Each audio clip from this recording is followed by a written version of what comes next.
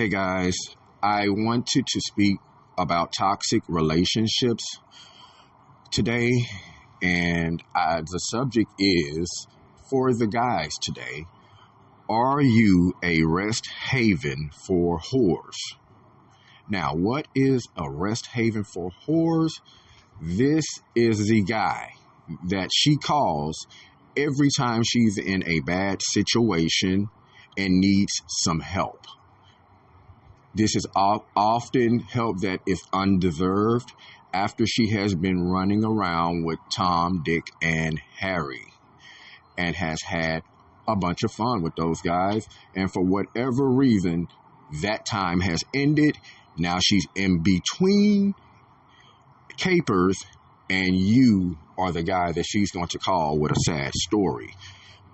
Unfortunately for you, you're probably a nice guy and you believe that you are just helping, but you are not. This is always a bad investment. She is not that interested into you. She may have some qualities that she like about you, so she's able to play her part accordingly enough to get what she needs until she finds her next John. Okay, so are you a rest haven for whores? You are a rest haven for whores if she does not choose you. There is a guy that she will pick and choose to be with when she gets a lot of money, when she just wants to have fun, and she actually likes this guy. This is the guy that you are supplementing for when she comes back to you. I'm sure this is probably repeated where she runs off into the world, and once she gets into another wreck, she comes back to you until you heal her again. You guys have your moments or whatever, and then she goes back out into the world and goes to slut again. Unfortunately, this happens for a lot of guys that work remotely, such as on the shipyards, truck drivers, and in the oil fields, where women have a high propensity to cheat when their guys are gone, because when the cats are away, the mice will play. So for you guys, I want you to start thinking about what you're actually doing. Are you chasing a fantasy? Because, see, I know a guy, he's a truck driver, and he decided to get with a 21-year-old chick, and he wanted to make her into a housewife. Now, this chick didn't have her father, and she's rather loose, and you can tell by her clothes. She wears what I like to call come and get it clothes a lot. So that is a lot of signs and symbols and bells and whistles for you to look out for.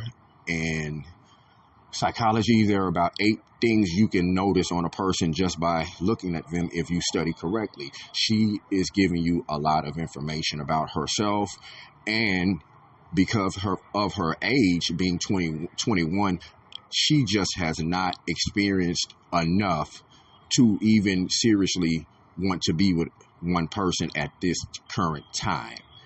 The women are very immature at this point in time compared to other time periods.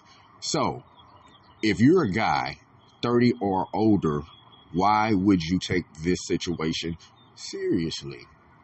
Why would you allow this woman to stay in your home while you are on the road after you have already caught her cheating numerous amounts of times?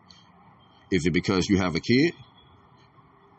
Because it's not that important to her, obviously.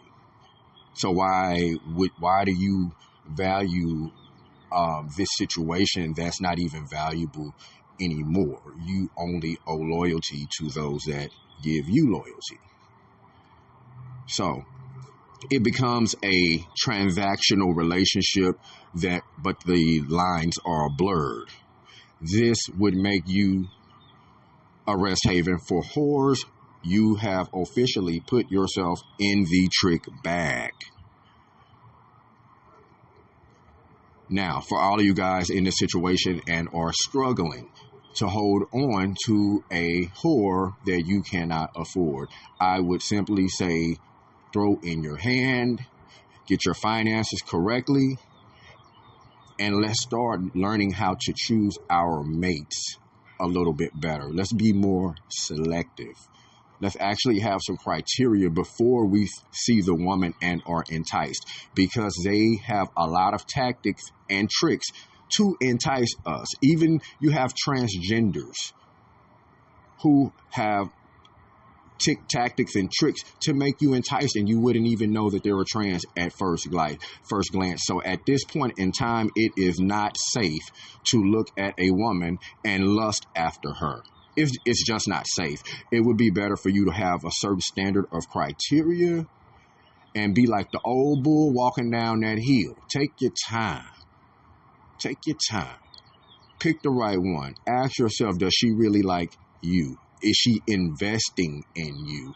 Money on the wood makes the gambling good. It doesn't necessarily have to be money, but it needs to be something other than just time and sex, because that would be, if you're always paying and she's only giving you sex, that would pretty much make it a trick in whole situation. You understand what I'm saying? And a lot of guys are rest havens for whores, believing that they are in a legitimate relationship when she is community property. So I know it's hard to look at this situation critically about yourself, but we all have to do it. Look at the man in the mirror. Think about the women that you're dealing with, or the woman that you're dealing with. Do they only call you when they need help? Do they only call you when the other guy doesn't want them anymore? As my uncle once said it one time, are you the backup? Because if you are, then let her keep backing up. You see? You don't have to be second fiddle to anybody, because there's another woman somewhere looking for you, looking for a guy like you. But you're wasting your time and your resources investing into a bad situation. Sometimes they start off good and they end bad. That actually happens more than it does not. So, are you a rest haven for whores? This is your question for the day, guys. Ask yourself, am I being subtly manipulated? Am I a sucker? Am I a simp? Am I over sympathetic? Hint, root word simp. Am I being too nice? Because nice guys, according to the facts, do not finish first. They always finish last. You can be a good guy, but you don't have to be a nice guy. No is the same word in damn near every language in the world. Use it. All right? I am Twaun X. This is the Double Take Podcast, and that is my rant on having whores for rest havens. Thank you, and please like the video.